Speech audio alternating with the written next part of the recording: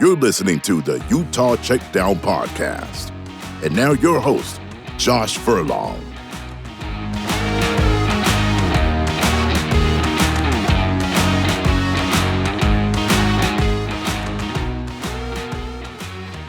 Welcome back to another edition of the Utah Checkdown Podcast. I am Josh Furlong, and as always, happy to be back again for another week talking Utah athletics, mostly football, but Utah athletics and all the good that comes from that. So let's jump into it. We're gonna talk today a little bit about some of the transfer portal moves that have happened in basketball and in football. And then we're going to do the bulk of this episode being a defensive breakdown of each of the positions. We'll kind of go through each one, talk a little bit about what the coaches saw, kind of what their expectations are, who the starters, depth pieces, stuff like that. And then on Thursday, we're going to have a special guest. So look forward to that. We'll get 2 episodes in this week, and we'll take care of that. So before we jump into today, let me tell you about our sponsors. Every possibility begins with a spark, and possibility can grow into something even better than expected. With a clear view of what matters most, your possibilities are endless. From its first flicker at the University of Utah, UFirst Credit Union has grown to meet its potential and ignites your possibilities. They've grown into Canyon View Credit Union. Same roots, new path. Welcome to Canyon View Credit Union. Check out the full details at canyonviewcu.com. All right, let's jump into today. So let's start with the transfer portal. It's been, we'll say kind of a busy weekend for the transfer portal. There's a few things that took place here. So let's start with basketball. On Saturday, Utah picked up another commit in Babacar Faye. He's a forward from Western Kentucky. He transfers in there. You maybe remember. There was another Western Kentucky transfer that came in just a little bit ago, and Don McHenry. And so those two are teammates. So you get 2 guys that at least have some chemistry together and understanding with each other that are now in the Utah roster. And so this puts Utah at 11 players. It's hard to call them scholarship players now because we're assuming that the NCAA settlement will go through in the House case. And this will essentially make it so that everybody, to some extent, is getting some sort of benefit. So there's no longer going to be a head count. It's going to be one where you can pay guys partial scholarships, you can pay them full scholarships, but you can have up to 15 guys on the roster. I've mentioned this a few times, but I want to kind of stress that because it is a change. In years past, Utah could have 13 scholarship players. You could have more than that as walk-ons, obviously, and Utah generally did. But now you can have up to 15 players on the roster. So Utah's at 11. You have room for 4 more, and you do get another talented guy in Babacar Faye. So he's originally from Senegal. He's 6'8", has spent time as a center at Western Kentucky, and that's generally what you're going to get is more of a small ball situation in the lower division. But there's potential here where he could play center, but Utah's obviously going to want to have guys that are going to be bigger. Maybe not, right? So far it's been a lot more forwards. There's been a lot of these 6'8" guys that are being in there. So maybe Alex Jensen wants to be a little bit more smaller in what he's doing. I have to imagine that they want to get a center. They were in the mix for a couple weeks ago, but haven't been able to get there. So there's still going to be a need for a center, trying to get some taller guys closer to 7 foot, but it has to fit, right? Like you're not just going to go poach some guy that you feel doesn't really fit the system. And you're starting to see Jensen really kind of hone in on a lot of these guys that are athletic, that can move the ball quickly, they can get up, at the rim. They can do a lot of things that are different to kind of what Utah's had the last few years. So, I'm curious to see how this goes, how this really develops. But there's been a lot more athleticism, which was something that Craig Smith had talked about needing from his team. He needed more athleticism from his guys, top to bottom, right? He had a few guys that obviously were there, but it just wasn't the same from 1 to 10 or whatever it may be. Obviously, rotations are generally 8 to 9 as you get deeper in the season. But where Utah's at, I would assume they feel confident in kind of where they're at, right? I haven't had a chance to talk officially with coaches and and that situation. But you've got a lot of depth in terms of what you can do in the forward position, especially. A lot of these guys have played.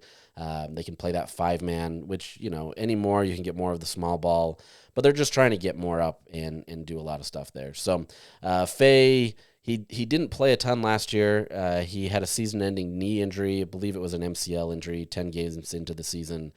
So he is coming off the injury.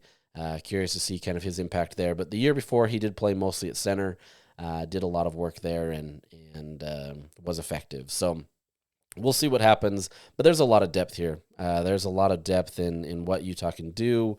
They can mix it up, whether it be 3 through 5 in terms of the positioning and have a lot of length, or they can be small ball depending on how they want to go with some of those things. So either way, this is a team that has definitely been improved on paper. The athleticism has improved. Like I said, guys are jumping out of the gym.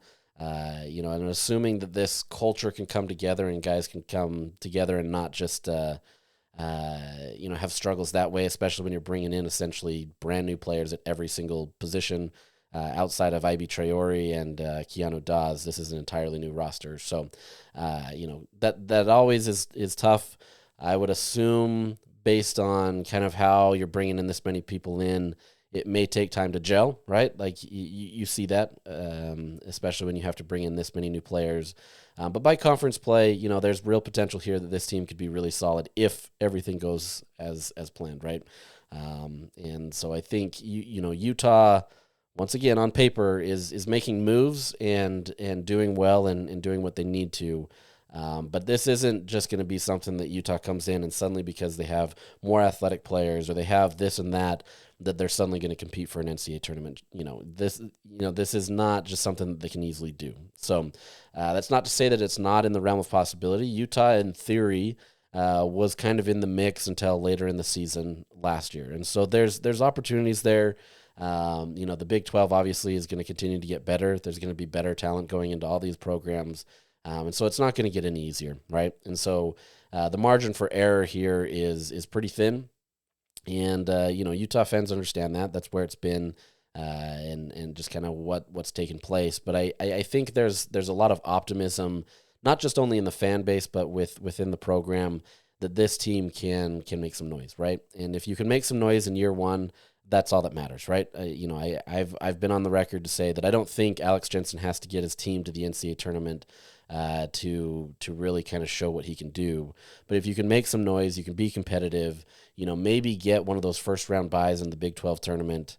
I think that kind of shows the trajectory of where Utah can be. And you give him extra time where he's not, juggling time as a member of the Dallas Mavericks, and you get an opportunity to recruit and do all these different things. There's some real potential there. And obviously, if things are going well and the donors are agreeing with this and want to put some more money into the program, I mean, all those things help. So it's real easy to kind of sit here right now and say, okay, there's been an infusion of cash, but it's still a wait and see process, right? You've got to go into this understanding that you're not just going to suddenly just pay out a ton of money for a lot of these guys and not understand if it's going to work. So, there's obviously, like I said, those 4 spots that are still available.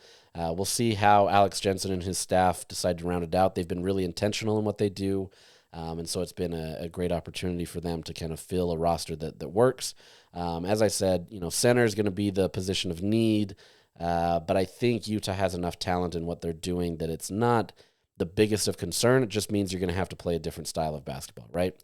You're not going to be able to play too much of an inside-out game. You can do that. It's just you're going to have to be more nimble. You're going to have to be change things up a little bit. That's not to say that guys aren't talented enough to be able to play that game. Obviously, we've seen what Keanu Dawes can do. He's 6'8", and he can get in there and mix it up with a lot of these guys. But just is going to vary on kind of how Utah does things. So that's basketball. Football's gotten 2 recruits over the weekend. We'll count today as a weekend. It's not, but you get the point. On Friday, Utah went and got Dylan Battle, a defensive tackle from LSU. This is a 2025 kid. He enrolled early at LSU to compete and decided to leave right after the spring during the spring portal period. And so, this is a young talent with a lot of great opportunities. 6'2", 315 pounds. He actually comes from the high school that Nathan Tillman Utah safety, came from. So these two are teammates from the same class, and so there's already a connection there. But this is a great opportunity, right? This is a guy that was recruited heavily by a ton of SEC schools. You had Michigan, USC, Oregon, Penn State, a lot of these other guys that recruited him, and so this is a talented kid in terms of recruiting, right? We still don't know what that's going to look like coming in this fall because he's young and all that, but I have to imagine that they picked him up for what they project him to be, right? And that could be still this year, right? He could still have some roles here, as we'll get into in a bit. Utah loves to rotate a lot, and so there's a lot of potential there if he can show things, especially in the off season and then going into fall camp. What he can do, there's potential there. So it feels like Utah has done a really good job of adding to that room based on what they needed. It seems like they upgraded in terms of kind of what left, as well as just the youth, right? And it's easy to say that in the past that he's a freshman, and so we've got opportunities to develop him. That doesn't always translate. Obviously, a guy can transfer, and it's tough, and so. We'll see how that translates, right? We'll see how it goes, but there's not really a lot to learn there because he's just coming out of high school. And then this morning, Utah finally got its wide receiver that they've been looking for, Tobias Merriweather. He originally committed to Notre Dame and then transferred to Cal, and now he's coming to Utah, part of the 2022 class. This is a guy that has tremendous upside. He's 6'5", 205 pounds, has real potential to be wide receiver one. At Cal last year, he only played in 5 games, had 125 yards for 11 catches. But this is a guy that really could kind of step up in terms of what Utah wants to do, right? They've obviously gone into the portal trying to address the needs, trying to be able to get guys that could kind of fit what they wanted to do, especially losing Zach Williams. You're losing your quote-unquote wide receiver one. That was still more of a projection given that he'd only had 10 catches an entire career at Utah. He was a freshman coming into this year. So, we'll see what happens. But I think Tobias Merriweather was the guy that Utah felt very strong about, a guy that they wanted to be able to have that could be an instant upgrade to their room. They feel like they can hit a home run, quote unquote, with him in that room.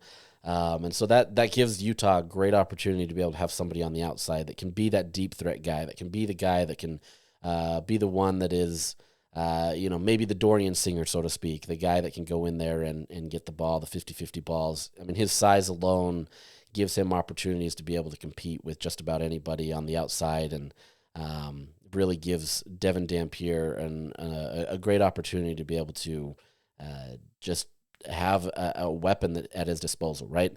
It's more in Utah's room, just a lot of unproven guys. You do have Ryan Davis, who has proven opportunities at New Mexico, but you need more. At wide receiver, the more you can get, the better. And so this becomes a great boon to Utah's wide receiver room and really helps.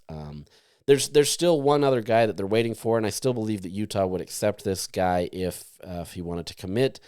Utah does want to get another wide receiver, so this is Dekel Crowdis, a wide receiver from Hawaii, 5'11", 170 pounds. Last year he had 402 yards on 16 catches in 9 games, and so another guy that could do a lot of good work for Utah. Once again, just adding to the depth of that position and trying to make sure that you can bring in a lot of talent. So we'll see what happens there. Outside of that, they may still be in the market for another wide receiver beyond that, but I think if they don't get Crowdis, the chances of picking up another wide receiver are much more slim. Not to say that it couldn't happen, but I think they're not going to go into it just trying to find whatever they can. They want to add depth. They want to be able to add culture guys. They want to be able to find guys that they feel like can compete. So it's not to say that there aren't other guys out there, but I think this is kind of the end of the road with that, so to speak, and among the guys that have either visited or they've had interest in. So that's kind of the gist of that. Outside of that, there is potential that Utah could still add another defensive tackle, maybe potentially add another tight end, given that Landon King left. And so we'll see kind of what's going on. But as I mentioned last week, we're kind of getting to the point where the portal is definitely going to slow down, and you're definitely not going to see Utah being as active, trying to get new guys in just because they've got to turn their attention to the next year. And, by now, some of the best talent is going to be taken. That's, once again, not to say that there can't be guys there or guys that haven't been able to commit yet, but you're getting to the point where Utah is going to start to kind of solidify its roster for the 2025 season, and we're kind of there. So that's partially why we're going to jump into the defensive profile right now. I feel like Utah's done pretty much all that they're planning to do with the defensive side. Like I said, you could still add a defensive tackle, but for the most part, Utah is pretty well set. So with that said, let's transition to that defensive unit. We'll go through each of these positions one by one. I hope not to bore you. I don't want to go into the nitty gritty or into the weeds type stuff. More just kind of looking at where Utah is at in each of these position groups, kind of what the coaches are seeing, where Utah needs to improve, that kind of stuff. So to kind of understand that, though, I want to give kind of a defensive profile from last year. First off, Morgan Scalley, Utah's defensive coordinator, talked about the two biggest concerns from last year were obviously run defense and then taking the ball away. Those were the biggest issues. Utah started out the season really great taking the ball away. They were getting sacks. They were getting, trying to get to the quarterback, doing all that kind of stuff, and then it just kind of stopped. There was not a lot of progression out of those defensive ends, especially. Utah really struggled to kind of get anything going in that regard. Run defense was very porous, even though we'll get into kind of where they ranked, but it was porous considering where Utah has been, and there was a lot of issues there. And so there was just kind of, I would, I don't know if I'd even say that some of the offensive struggles kind of translated to the defense, but I think Utah just really couldn't get its footing in either one of those areas, right? They weren't able to get takeaways. They weren't able to really create havoc plays, those plays that really are disruptive. And as part of that, you weren't able to be good in the run defense, right? There was a lot of missed tackling. Man, that was rough. If you could add a third one, I bet you would talk to Scally and he'd say tackling was a big issue last year. So, those are kind of the two issues that he was focusing in on coming into this spring ball. And it's not a surprise, right? Like, it's not something that everybody's like, wow, where'd that come from? But as part of that, he was asked at the end of spring, do you feel like you've been able to adjust well to the Big 12 offenses now that you've had a full year? And his response is really the same that it was going into it. He says there's not a lot of changes, right? There's not a lot of differences, and it's not like the Big 12 universally had one set offensive game plan that everybody was utilizing, right? It's not like, okay, this is how every team is doing it. There's a lot of differences. And so as part of that, with the transfer portal, he says there was a lot of changes just year over year with everything, even in the Pac-12. He specifically mentioned, 1 year there was pretty bad QB play, and then it went to elite the next year, right? The transfer portal gives and it takes, and these things can change. And so there's going to be an expectation there for the Big 12 as well, where things are going to change. But as part of that, he feels like Utah's defense has a ton of versatility, especially in spring, that they were able to not maybe negate it, but maybe prepare for all types of defense or offenses better, just simply with kind of the offering that they have on the roster. And so they feel like they've done well. They feel like they've been able to effectively prepare for a lot of that stuff. But Morgan, just listening to him, he doesn't seem too concerned by any offense that is being presented in the Big 12. It's easy to kind of hear him say that and see some of the results on the field, but I don't think that's a situation of scheme. I think that was more just a situation of guys not being able to do their job or not really buying in based on, I wouldn't say buy in, but they weren't able to kind of produce at the highest level that they wanted to, especially with how bad the offense had been. You're on the field a ton. The defense had a ton put on their plate, and you kind of break down, right? It's hard to quote unquote win one for the Gipper if the offense isn't doing anything. So it's hard for guys to kind of be all in. Some guys were coming back off of injury, trying to rehab, different things that way, and it just kind of collectively kind of broke down. But one of the things that he said it's behavior, not scheme, that wins championships. And so I don't think he's concerned about necessarily what they throw out there, right? Utah obviously has been a very heavy man program. They utilize some other concepts, but they try to be the physical team. They try to be the physical defense that goes out there and plays smash mouth football, on the defensive side of the ball, and really just makes people feel them. And so that's great, and that's part of the scheme. But like you said, it's the behavior. It's understanding what you can do and having that confidence, being able to know that you can do what you need to do. It doesn't matter if you're young. It doesn't matter if you're a vet. If you're not going to have the right behavior, that's going to be the difference, right? And I think that goes more and more in sports than people realize. The mental side of things, or the behavior side of things, plays a significant role. All of these guys on the roster are talented, right? And each is going to have their flaw, and each is going to have their strengths, and so, whatever it may be. But at every level of competition, whether that's, little league type stuff or at the highest level, it's all about the mental side. My kids play competitive baseball, and you learn that, especially in baseball, that the mental side of it is going to be the real difference.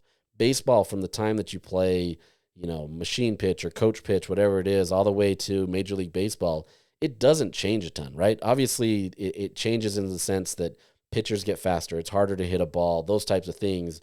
But the fundamentals that you learned, at T-ball, not T-ball, we're not going to go there, but, at those early ages, those translate all the way to Major League Baseball. And there's a lot more that goes into that, obviously.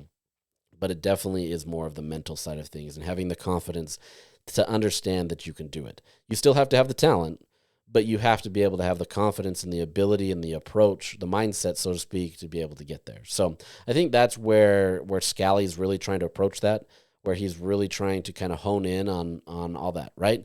Utah can be a great run defense team. They can get takeaways, but when you start disbelieving in yourself, that's when, you start having issues. Obviously, if guys are injured, that limits things and different things happen. But if you've got the talent and you've got the players to be able to do it, which Utah believes that it has, then, it's all about the mental side of things. So not to wax poetic on all those types of things. Maybe we're getting a little too long on that one. But looking at kind of where Utah was last year. So scoring defense, they ranked 25th in the country, second in the Big 12, only allowing 20.7 points per game. I think, we talked about this a lot last year of how frustrating that was for Utah, particularly knowing that Utah, even though it still wasn't one of their better defenses, still limited teams enough that Utah could have won. I mean, the fact that you're limiting teams to 20.7 points per game, that's 3 touchdowns. Utah can't get 3 touchdowns on the offense, really kind of showed where the struggle was, right? In terms of losing the actual games. Utah's defense did plenty to be able to get them into these games, and yet they still couldn't find a way to win games. So that's more on the offensive side. When we profile the offense, that's going to be an interesting conversation. I think most people will just gloss over last year, as you probably should, but it's still important to look at. So from that vantage point, Utah has ranked 18th, in 2023 and 27th in 2022. Scoring defense, those numbers are tough. Depending on what's going on. Obviously, in those last years of the Pac-12, there was a lot of teams that put up a ton of points just simply because of the offenses that they were there. Those were those elite quarterbacks that you had, the Caleb Williams, you had, a bunch of the other guys, Bo Nix, all of them that could put up a ton of numbers. So pretty similar to where they're at. That one was not the concern. The biggest concern, obviously, was run defense. And despite how bad it was for Utah, they only allowed 129.4 yards per game, which came out to be 35th in the country or 5th in the Big 12. The crazy thing, though, is it was a massive drop-off from the year before, where in 2023, Utah ranked 4th in the country in run defense. They ranked 18th in 2022. Now, once again, there's a little nuance there, seeing that most of the teams that Utah played were very pass-heavy. And so I don't want to say it's easy to kind of inflate those numbers and say that, Utah didn't have to stop the run, because those teams were definitely dominant in the run defense. And so it's just different in how it looks, but those don't always translate as a one-to-one kind of look, right? So either way, Utah definitely took a step back, going from 4th to 35th in the country in terms of what they were able to do defensively in the run game. Some will argue that the Big 12 is more more physical, especially in the run game. And you could have some argument there, but I would say that it was more on Utah just not having sound technique. Clearly the tackling was poor. They weren't taking the right angles, trying to go for arm tackles, those kinds of things that really limited Utah's ability there. Pass defense. Utah allowed 200.3 yards per game, which ranked 39th or 5th in the Big 12. It was actually a massive improvement from 65th the year before and 60th the year before that, so 23 and 22. Once again, going up against more pass-heavy offenses in the Pac-12. But still, Utah definitely improved in that regard. Their corners and safety, they did well. Still areas to improve upon, but improved there. And then just to kind of round that out, you had total defense averaged 329.7 yards for 29th in the country or 3rd in the Big 12. So you had that. The other big-ish areas, just kind of looking at a lot of this was an interesting stat from last year. Utah was one of the best teams in the country at third downs, stopping third downs. So they only allowed 27.4% of third down conversions, which was 3rd in the country, obviously 1st in the Big 12. That's a big jump from – no, sorry, I was looking at the wrong stat. It's a slight jump from the year before at 8th, where they were in 2023, and 15th in 2022. The notion that Utah hasn't been good on third downs is just not there. Anybody that still believes that Utah struggles in third downs clearly doesn't watch a lot of other football, because a lot of teams struggle with stopping third downs. So Utah is one of the better teams in the country, and they've continued that. If anything, they've continued to improve year over year. So you have that. Now, the big issue, though, is those fourth down conversions. And last year was just kind of a mess. Utah ranked 91st in fourth down conversions. Basically, teams, and admittedly in the Big 12, teams went for fourth downs a lot more than we saw in the Pac-12. I don't know if that was just a one-year example or if that's more indicative of kind of how the coaches are in the Big 12. Either way, Utah was not good. Once you got into fourth down, it was almost a guarantee that Utah was going to give you the first down. Some of those are obviously different. Some, being fourth and short, fourth and inches type scenarios. Others are going to be fourth and long. Even then, Utah still couldn't stop it. Utah allowed 57.14% of all fourth down conversions. So, like I said, you had more. You had a high probability. Almost to the level where 2 out of 3 times that you're going to get that first down on a fourth. So Utah was 26th the year before, 16th the year before that. So they've been much better at fourth down conversions, but they've been slacking. So for as good as third down conversions have been, Utah has been pretty terrible on fourth down conversions. So you've got that.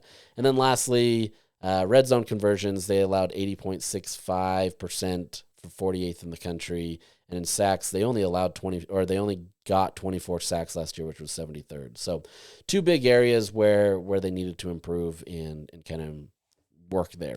Now, those numbers kind of change a little bit when you look at the Pro Football Focus numbers.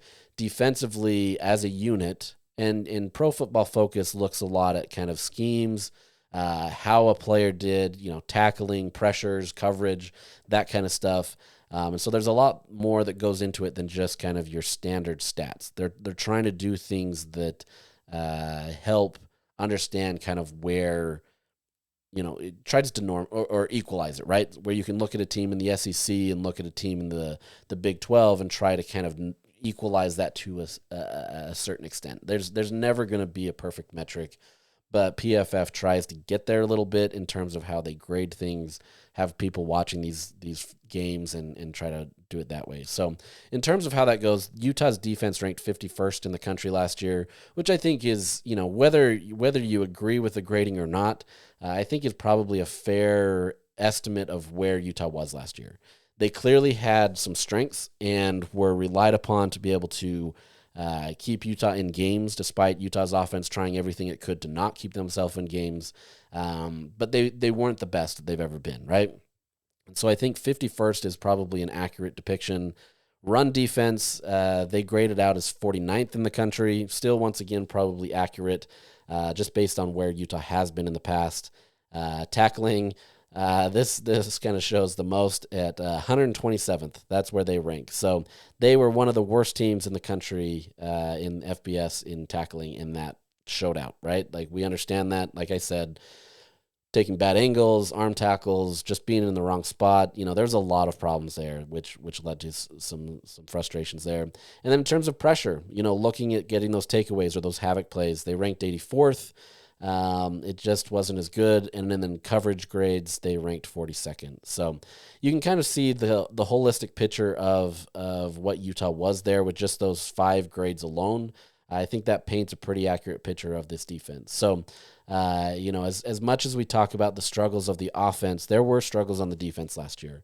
I don't think those struggles necessarily are an indication of where this team is going. I think it was more just kind of a situation based on last year, right? A one-off, so to speak, that I think Utah's defense continually produces and does well. And I think there's the way that they've built this roster, which still has a lot of consistency. There wasn't as much turnover, obviously, on the defensive side of the ball as there was the offense, but there's a lot of improvement, and you're getting a lot of guys that are maturing in the program, that are taking on the opportunities where they can see kind of the future. A lot of these guys on the defensive side of the ball, you'll see them stay more with Utah simply because of what Utah's been able to do to send guys to the league, right? And so, while there's money being thrown around at some of these guys, and some guys will chase it, a.k.a. Cam Calhoun going to Alabama. There's obviously been some other guys, but that was the first name that stuck out to me. There's opportunities here to project yourself in Utah's system and stay there, knowing that the end goal is to get to the league, and Utah has done a fairly good job of being able to do that. So that's kind of your defensive profile, just looking at last year. I'm sorry for all the numbers. I try not to get too many of that because I can see you glossing over right now and you're bored out of your mind. But we're going to go break down each position using that as kind of the background, right? And so we'll start just kind of at the front. We'll start with the defensive tackle position.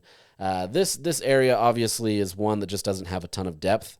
That's not to say that there aren't frontline guys that are experienced. This is an area where, for as much as there can be concern in the terms of depth, Utah is pretty solid, right? If I could grade these, and I'll try to grade these somewhat, I would say this position group is maybe at a B-, and that may be too low. But I think I'm grading that mostly because of kind of the depth that they need, right? You have guys that have been injured. You have guys that haven't had as much experience as others. Just quite honestly, it's just a young room. So the talent is there. It's just a question of kind of what you can get out of it. So your projected starters right now, with the caveat here, especially at defensive tackle, defensive line. I mean, really a lot of these positions on the defensive side of the ball, there's a lot of turnover and there's a lot of guys that are kind of being thrown into there. So, sometimes this isn't exactly a perfect science, but you understand. So the projected starters here would be Dallas Vakalahi and Aliki Vamahi. Aliki Vamahi has obviously been in the system for a long time. He's the most veteran player on that side. He's got a lot of experience. The biggest thing that's held him back is simply injury. And so if he can stay healthy, Utah really likes what they've got with Vamahi. He's got a lot of talent. He's one of the higher graded guys on that line in terms of Pro Football Focus grades. He can be a disruptor.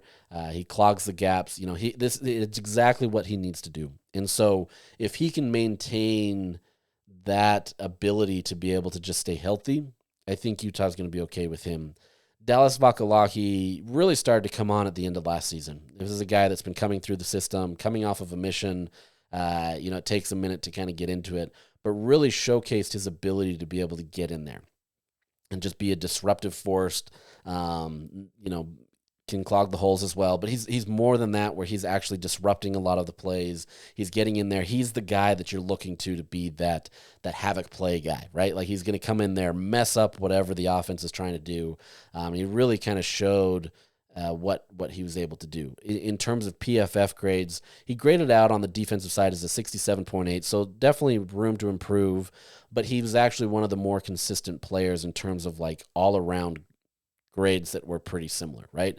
So there's not a lot of drop-off in his game in terms of one area versus the other, whether that be coverage or, not that these guys are in coverage a ton, but you've got coverage or pressures or tackling, those kinds of things. He's pretty consistent in all of it.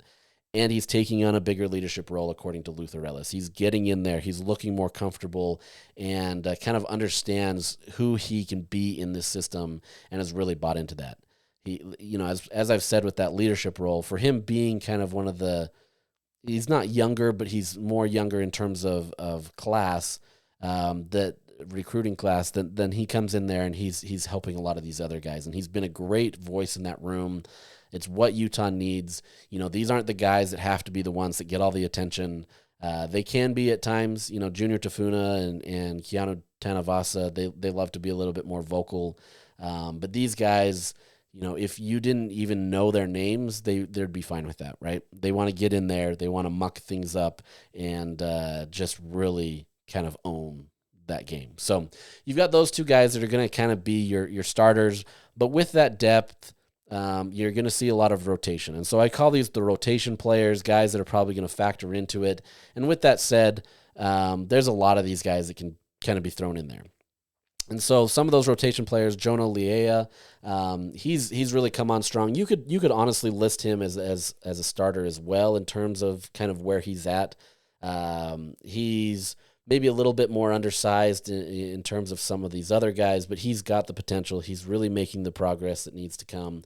And so you can factor him in there, kind of opposite of Dallas, kind of taking, splitting reps with Aliki Vamahi in kind of what he does. But then you also have freshman Carson Kafusi, who comes in with, the spring portion. Luther Ellis said he has the size, he has the pedigree, he has a good understanding of what he needs to do. This is a guy that has really made a lot of progress in just one spring period, right?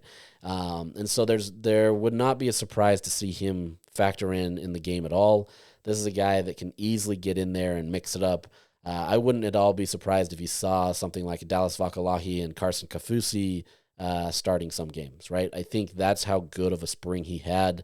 Obviously, there's a lot of maturation that needs to go through in terms of just understanding what it is to be a D1 player, but he's got all of the measurables and everything to be able to be good. He's got the pedigree, like Luther Ellis, said that make it work, and he's been able to show that. So really fascinating to see what happens there, but he's got all of the talent and ability to do it, and I can only imagine it gets even more in the off season where he gets to go through more strength and conditioning, gets more comfortable with the situations and understands that. And then you throw in Dylan Battle. This is that freshman that Utah picked up from LSU.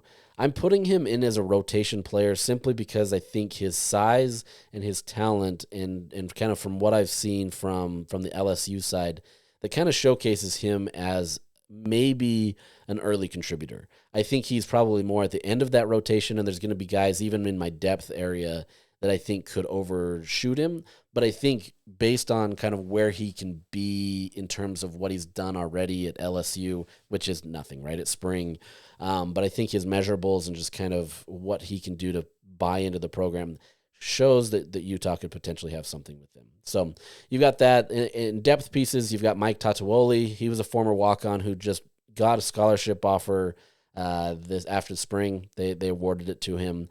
And then you have Sione Matuapuaka, who is a freshman, come in, who has some ability as well, just young, right? Once again, similar thing as Dylan Battle. Opportunity there. It's just a matter of what you can do. Luther Ellis feels confident in him and what can be done there. So really, some of those rotation/depth players, they're going to be interchangeable. But for the most part, you're going to see probably 2, 3, 4 guys that are in the mix on a weekly basis getting that in. Utah loves to rotate, so a lot of these guys are going to get in there and kind of mix it up. But definitely Dallas Vakalahi, and assuming that Vamahi stays healthy, those will be the 2 guys that kind of lead out just based on where they're at. So a good situation for Utah. Once again, they're more just young in terms of not having as much playing experience in that position at the D1 level. But they've got a lot of talent, a lot of guys that has tremendous upside. But we won't see that really until we get on the field. So that's one that's still a wait and see, which is why I kind of graded it as a B- where they're at. I think they can be a much higher grade, but just based on on the youth and just kind of unknowns that kind of leads it there. So let's go to defensive end. Maybe too low of a grade as well with a B, especially with the talent and the returners that Utah has there. But I think until that unit can really showcase that they can provide a ton of pressure or they can get sacks, I think this still has to be kind of a wait-and-see approach. And Utah, for the most part, has been that way for the last few years, right? The defensive end position, there's no shortage of talented players, whether that be Connor O'Toole or Van Fillinger or some of these other guys that have come through the program recently. The only problem has been health, and it's been just being able to create havoc plays. And there's been a lot of conversation about that, trying to get more, trying to get everything out to be able to get there. And it just hasn't been as much. Jonah Ellis did it a couple of years ago, and you had him opposite of Logan Fano when he was healthy. I mean, there was a lot of disruptive play there, and Utah did really well, but Utah needs to get back into that. And so for that, Utah has the talent. They have the depth. They've got a ton of opportunity here, but it's still kind of a wait-and-see situation. So the projected starters here, there's two defensive ends, but Utah's going into this with essentially 4 starters. You've got Logan Fano, who's still he's rehabbing still, even though he's fully rehabbed. They want to keep him healthy. He was playing gingerly last year. That's the way that Lewis Powell put it. He said it was kind of a struggle to kind of get him to play, to the full level, to the full depth of kind of who he is. Obviously, he played the whole season, came back faster than most expected based on the ACL injury. The fact that he could go a whole year shows that, there's potential there. But Logan Fano obviously is going to be one of the biggest names coming out of that room to be able to kind of be the focus of the team. And if he can have the year that he had, before his injury, Utah's in a good spot. I think he can be your disruptor. He's got the power. He's got the ability to kind of get into the backfield to get to the quarterback. It's just more staying healthy. And so the fact that he's been able to do that a year, is seemingly fully rehabbed, didn't go as hard in spring to make sure that he was okay. Utah feels confident with him. And then beyond that, you've got Cash Dillon, who was a freshman last year. You've got Paul Fitzgerald and John Henry Daly, who are coming in as transfers from Utah State and BYU respectively. All 4 of those guys have performed very well in spring, and they feel very confident in what they've got. John Henry Daly was a guy that Lewis Powell said actually probably he had the most winning matchups in spring. He was a guy that was able to get to the backfield the most, and so you have to like what he says there. Powell says Henry Daly and Fano probably have the most power out of all of those guys. But we've heard Cash Dillon's name a ton last year. We're hearing it in spring. Paul Fitzgerald, he's one that's in there as well. Obviously had a disruptive season his freshman year at Utah State. Kind of got pushed back a little bit with the depth that Utah had last year.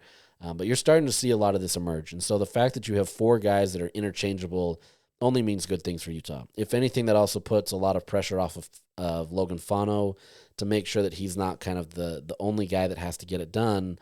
But if he's producing, they're going to use him, right? Either way, they still have the depth. They've got the talent to be able to mix and match, kind of utilize it in a way where they can have maybe some more finesse players in certain situations, guys that need to be, bull rushers, guys that need to get to the QB faster, those kinds of things. Utah has kind of a mixed skill set there that helps there. So you're pretty solid on your starters. Those 4 alone give you enough to have a great grade. If you were grading this, an A-, I mean, those are some talented players, but we have to see it happen on the field, right? And so I think there's a lot to like about what these guys do. They have a lot of potential, and really fascinated to see kind of how they move forward, especially in these rotations. But the coaches have spoken glowingly about these guys. They love what they do. They've had great springs. Now it just has to translate into the fall and into the game. So rotation players, you've got Lance Holtzclaw and Jackson Jones, both transfers. Holtzclaw comes from Washington, and Jackson Jones comes from Oregon. Holtzclaw's had more playing experience than Jones, who's a younger player. But these 2 guys have found ways to get in there as well. Holtzclaw, he rated a 63.9 on defense at Washington decently. It's not a great grade, but it's not terrible either. And so he's got opportunities to be able to factor in as well. But most likely, barring injuries or some other situations, odd-on situations that Utah needs him, Utah's pretty set with its starters and kind of the rotation there. So those guys, they may take a minute to kind of mature through the program and get in there. Not to say that these guys aren't talented or couldn't be a factor, but I think you just see, other guys that are going to kind of get more playing experience than them. And then some other depth piece is Alex Cloward. He was a former walk-on as well who was awarded a scholarship and did well. But Lewis Powell says, honestly, the difference between number 1 through number 8 is real thin. So he feels like he's got a lot of the talent. He's got a lot of guys that can get in there and mix it up. There's not a lot of drop-off, and it's easy to say that in spring, but I think they truly believe that and feel really confident in what they've got there. So, that's another great position. I think Utah's defensive line, for as many questions as there are at the defensive tackle position, this whole line is loaded with veteran players. It's got a lot of talent. They have the ability to be able to get into the backfield. If they can stay healthy and they can continue to progress, there's a lot to like about what this defensive line can do. They can create those havoc plays. They can get to the backfield, and Utah could potentially get back to where they need to be in terms of stopping the run. They can get in there and create those havoc plays and get to the quarterback, get some sacks, turnovers, whatever that may be. And so this is a good unit. I don't think there's a ton of drop off here. It's just more guys that are young. So we'll see there. Now let's move on to linebacker. Linebacker is a great position. Utah is really well set here. I have him listed as an A-/B+, simply, based on there still needs to be some improvement. There still needs to be some opportunities for better run defense, being able to take better angles, that kind of stuff. But you're getting a very veteran unit here with your starters in Lander Barton, Jonathan Hall, and Levani Damuni. Those are going to be your starters, right? Levani Damuni, he's going to be probably, if Utah doesn't utilize the nickel, they'll have 3 linebackers in there. Those 3 would get there. But the 2 starters, if you're just going with the 2 linebackers, are probably going to be Lander and Jonathan Hall. Jonathan Hall has had a phenomenal spring, had a great fall, really has improved his ability, and there's just no denying what he's able to do. And so you put him and Lander Barton in there together, and that's a great duo that can do a ton. But you add Levani in there as well, as whether that be a backup role or put him in as a third linebacker. Utah's in a great spot in terms of veteran play. Levani is obviously a very brilliant guy. He comes in from Stanford, got injured 2 years ago and wasn't able to play at all last year. Just honestly has been in the program or in college football for a long time, so there's not much he hasn't seen. But to have him as kind of that third guy / first backup is a great spot for Utah. So Lander Barton last year, despite some of his struggles, and he'll be the first to tell you, he wasn't at full capacity in terms of coming back off of his injury. It was noticeable and it was frustrating to him.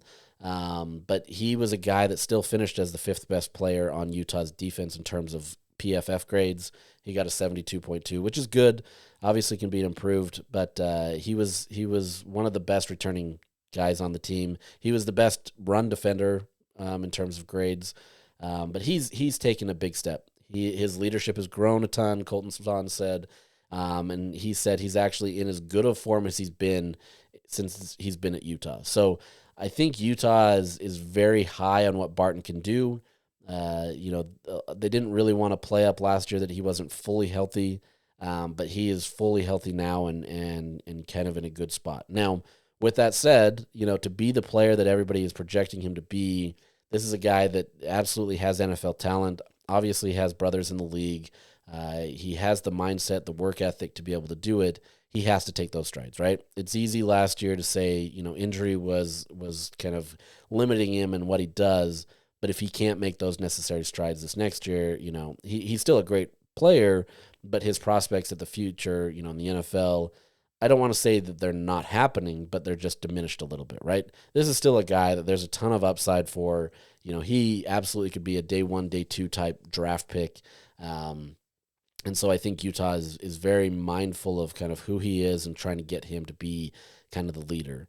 He'll also be the leader of that defense and is expected to have the green dot. That's the defensive communication in the helmet. And so he's going to be out there letting everybody know. But as part of that, I think Lander is more effective if he can just free reign within the boundaries, right? Like he's just instinctual. He understands the game. And if you can give him that opportunity and give him that with more of a full year of understanding that, it makes it easier. Karene Reed was great at that last year. He had the green dot. And then when he got injured, other guys had to mix it in. Barton was one of those guys, and it just kind of changed. But now that you have a full year of that, he's taken on a strong leadership role. I think there can be a really solid season for what Lander can do this year. But with that said, Jonathan Hall is not some slouch. He has had a phenomenal fall. He's had a phenomenal spring, and he's a guy that is going to absolutely mix it up and get in there. He changed positions last year from safety to linebacker, kind of begrudgingly. I think he's bought into it now, but he really wanted to play safety, and now he's grown into this role. He loves it. He's really got a lot of confidence in himself, and he's playing really smart. So really curious to see his development this year because I think he's an up-and-coming talent that Utah feels really excited about. And the fact that you have he and Barton together just really shows kind of what this linebacker core can be. Like I said, you mix Levani Damuni in there, who's coming off of injury, is older in age in terms of kind of how long he's been in the program, but you've got a lot of talent there. Now, in terms of rotation players, Trey Reynolds, he kind of gets mixed in there as well as a linebacker, so he's kind of a quasi-starter. He's had a lot of opportunities in the program.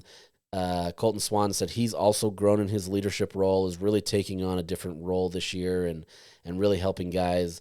When you start, like, we hear this a lot with, this guy's taking on a leadership role. Sometimes it's easy to gloss your eyes over and just say, like, okay, we get it. Like, he's an older guy. But those guys that really mean it, right? Like it's more of an indication of kind of how they understand the game. When you start feeling like you can help everybody else, whether it be younger players or other people, it's kind of an indication that you are not thinking as much, right? In the terms of in the game. When you think as a football player, you're toast. If you have to think about where you need to be, you've already lost. A lot of it has to be instinctual, but a lot of it also has to be you've seen this so many times that you just understand how it goes. Those players that become that level, those are going to be your most successful players. And that's where guys like Trey Reynolds or Lander Barton or Jonathan Hall, that's where they're taking that next level, right?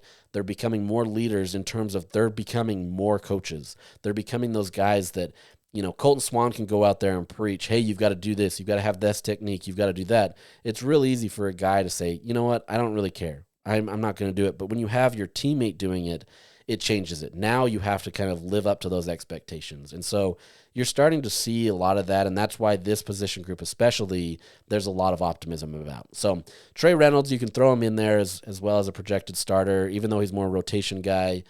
He'll get his opportunities, but he's not going to get as many as the guys that I've mentioned. And then Kenai Lopes, he's had a lot of success growing in the program. He's coming along very well, and there's a lot of optimism there. But he's probably more kind of down the list, maybe more of a depth player. But I think he's been talked about enough to be kind of in that rotation player area. In terms of depth, Utah has Moroni Anai, Elijah Ellis, Cyrus Polu, Christian Thatcher, and Madiaki Hilu. He's coming off of a mission, so that's going to take some time. But Colton Swan specifically talked about Elijah Ellis and Cyrus Polu as two guys that they project a lot from them. They've made tremendous strides, especially Elijah Ellis. Weird that an Ellis is going to make tremendous strides in football. But you've got those guys that are more depth pieces, but there's a lot of projections there for where they can be and a lot of opportunities for them. So Christian Thatcher, a 4-star linebacker coming out of high school this year. It's more just kind of getting him into his role as well and give him 1 year in the system, and I think Utah really likes what they've got with him as well. So a lot of opportunities here at linebacker, and it's going to be a really solid spot. Got 2 more position groups. Let's go with the corner/nickel. your projected starters here, Scooby Davis is locked his side up. He's going to be good. He's really kind of owned up his area on the field and has really taken some strides. But like many of these other positions on the defense, there's going to be a rotation. And so as much as you've got, 2-3 guys out there as a corner, there's going to be a lot of rotations. You want to get at least 4 to 6 confident to make sure that you're okay. Beyond that, you've got Blake Cotton and Don Saunders, who both have transferred into the program, but have made tremendous strides and done really well. Sharif Shah really likes the way that they've been able to work and get in there. With Saunders, he wants him to be a bit more disciplined. He's got the measurables, he's got the size, he's got everything he needs to be, but he needs him to be a little bit more consistent and disciplined. Maybe he's holding on to the receiver too long or different things that way. But he did well at Texas A&M. He had a 72.2 grade in just 2 games, 70.9 in coverage. Really limited sample size, but he's been able to show that he can do it. Cotton, Sharif Shah said he's shown probably the biggest amount of growth out of anybody in that unit, which is a great sign for his ability to kind of get in there. And then obviously Smith Snowden. He's going to be a guy that is going to play inside. He's going to play outside. He's going to play nickel. He'll play whatever he needs to be. He's not coming off the field, essentially. They like what they see with him. Obviously, one of the biggest stars on the defensive side of the ball. He comes in with a 72 grade, which was the 6th best on the team last year, 70.7 in coverage. There's definitely areas where he can improve. But he's, according to Shaw, taking a lot of this on him this year. He sees where he needs to be. He sees that he can be a projected player in the NFL draft this next year, wants to be kind of that next guy where a lot of people will kind of look at him as he's too small, but he comes in there and he wants to play with physicality. And this offseason, Shaw said he's worked a ton on wanting to be more physical, and it's paid off a ton. He says a lot of people look at him as like, oh, he's not going to hit me hard, and he's coming to lay the blow. He'll come run through a guy. He's not afraid of it anymore. Not that he was afraid of it, but you get tentative, especially as a younger player. And at nickel, you're tackling a ton, and so he's learned just to be more physical. And I can attest to that watching him in spring. He just was a difference maker wherever he was on the field. You had to account for Smith Snowden. So there's a lot of potential there with him that I still think, we saw a lot last year, but I still think there's more that we can get from him. And he understands that. And, Shaw is excited about what he sees from him in what's there. So you've got a pretty solid base in terms of those 4, whatever they do. Like I said, Smith Snowden will play inside and outside, and so it's just a matter of kind of situations and kind of how they want to use him. But then in your rotation, you've got LaTristan Thompson, who has been with the program. You've got Rock Caldwell transferred over. Jackson Benny's kind of in the mix there, especially at nickel. He's been able to be a great asset there. And then Utah added J.C. Hart and Jalen Molson from the transfer portal that will factor in there. I can't speak to them. We don't know really yet. The understanding is they, will especially start as rotation players when they get here. But I don't imagine them necessarily kind of, taking out Cotton or Saunders immediately. But, it could happen, right? We'll see how fall goes. We'll see what happens with them, what their technique is, how Sharif Shah approaches them. But he said with Caldwell specifically, he says he sees flashes from him, but he hasn't translated as much into the quote-unquote game-like settings, right? This is a guy that is tremendously talented. He's got a lot of opportunities ahead of him. He's just not quite there yet. He's not a finished product. And then in your depth players, you've got Armand Bean and Jason Stokes Jr. Stokes is a freshman, comes in here. He says he's gained something like 21 pounds in 8 weeks. This is a guy that works hard. He really likes what he's doing. Excited about what he can be, and so you've got a guy that is kind of the next model, next version of kind of what Utah wants these corners to be. So Utah feels pretty set at its corner / nickel. I would give it a B grade, just simply because you've got to be able to see it, right? You've got to see to believe. They have the ability. There's still a lot of transfer pieces to come in there to kind of fully understand what Utah has. But with Scooby Davis, Blake Cotton, Don Sanders, Smith Snowden, you've got a pretty solid front line, unit. It's now just a question of what kind of depth Utah has. Can you stay healthy, that kind of stuff. But this is a good unit that Utah feels confident in. And then last, we'll call it last the best. And best being a loose term, but I would argue that safety is probably an A grade right now, simply based on kind of what they've got. Now, it's easy to kind of look at, say, maybe linebacker and say that they're probably better positioned, and you could make a case there. For the time being, I'm going to say that safety is the projected best unit right now. You've got your starters at Teo Johnson and Rabbit Evans, two guys that have a ton of experience that are really taking tremendous strides in what they do. Still have some areas of growth, but for the most part, these are two players that you should feel really confident in coming in for Utah as your two main starters. There's Nate Ritchie that can factor in there. I'm putting him as a rotation player, but he can kind of be your third guy. But you've got those two. Scally says he feels very confident in his starters. He still wants them to gain more confidence, but this is a good group. Teo Johnson, he graded out as the second best defender last year at 82.5. Ton of potential there, ton of production there, and an 85.0 grade. So, I mean, he's clearly one of the best guys on the roster, has a lot of potential, can hit hard. He plays great in coverage.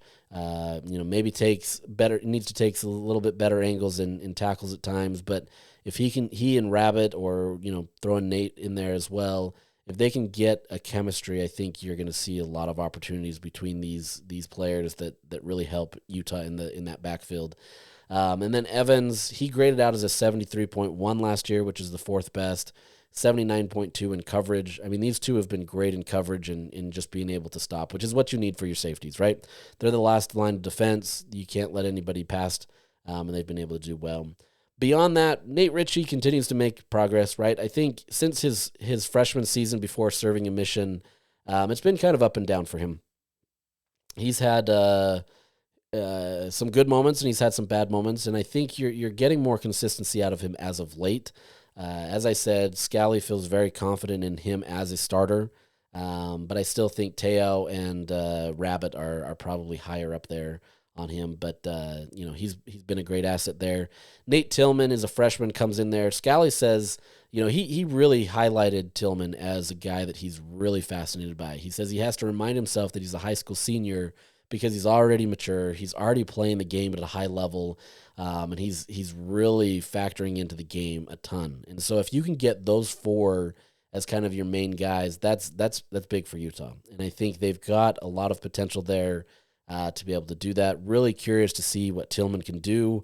I've seen it in practice, but I've also heard a ton about him and just kind of the glowing reviews of who he can be. And so if you can get him some minutes this year where you can kind of showcase his abilities, I think that's only going to help him next year, especially if, guys like Teo and Rabbit and Nate decide to pursue, further levels. I would assume Teo especially probably tries to get a spot on the NFL roster.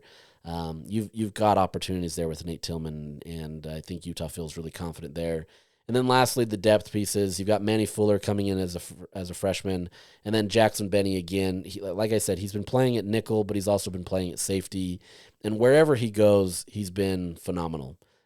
Sharif Shah said he's the poster child of buy-in with the program. And they say it's just the tip of the iceberg from him, which is pretty crazy because he's been getting a lot of glowing reviews about what he can do. Walk-on kid, didn't have a lot of opportunities available to him, and he's just come in there and really worked hard. They believe that he can play on the outside, he can play on the inside. He's kind of similar to a Smith Snowden. He's got the measurables, he's got what he needs to, he's physical, and so they're really excited about him. So as much as he's a depth player, I think you're going to see him a lot on the field, whether that be at nickel, whether that be at safety in some capacity. That's a guy that has shown a lot of potential. So a really strong position group. You can disagree with the grades if you want. I'm okay with that. I think Utah is really looking like they've added the pieces that they need to be able to be physical, to be able to create those havoc plays, to have a better run defense. But once again, you have to see it, right? It's easy to sit here and talk on May 5th that everything is going to be great. but you have to see it on the field. But I think based on the players that Utah has, there's not a ton of weakness, right? That's not to say that they can't be or that they can't fall back or have some issues. Injuries can derail things, all that kind of stuff. But I think Utah has absolutely done enough in the transfer portal as well as bringing back enough guys that they should feel really confident in what they've got. So that's it from the defensive standpoint. Probably went longer than I was expecting, but I hope that helps, right? I hope I'm not just boring you to sleep, and by the time you finish this podcast, you didn't learn anything. But I hope that you understand where Utah's at, kind of see the confidence that the coaches have in different players or position groups, kind of where the weaknesses are. So with that, we'll catch you another time. And as I said, we have a special guest on Thursday, so stick around for that, and we will catch you then. Have a great day.